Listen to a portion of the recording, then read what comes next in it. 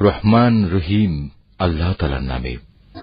হে নবী, তুমি বলো, আমার কাছে এ মর্মে ওহী নাজিল করা হয়েছে, জিনদের একটি দল কোরআন শুনেছে। অতঃপর তারা নিজেদের লোকদের কাছে গিয়ে বলেছে, আমরা এক বিস্ময়কর কোরআন শুনে এসেছি, যা তার শ্রোতাকে সঠিক ও নির্ভুল পথ প্রদর্শন করে। তাই আমরা তার উপর ঈমান এনেছি এবং আমরা আর কখনো আমাদের মালিকের সাথে কাউকে শরীক করব না। আর আমরা বিশ্বাস করি আমাদের মালিকের মান মর্যাদা সকল কিছুর ঊর্ধ্বে। তিনি কখনো কাউকে স্ত্রী কিংবা পুত্র হিসেবে গ্রহণ করেননি। আমরা আরো জানি আমাদের কতিপয় নির্বোধ আল্লাহ তাআলার উপর অসত্য ও বাড়াবাড়িমূলক কথাবার্তা আরোপ করে। অথচ আমরা মনে করেছিলাম মানুষ ও জিন এই দুই জাতি তো আল্লাহ তাআলার উপর মিথ্যা আরোপ করতেই পারে না।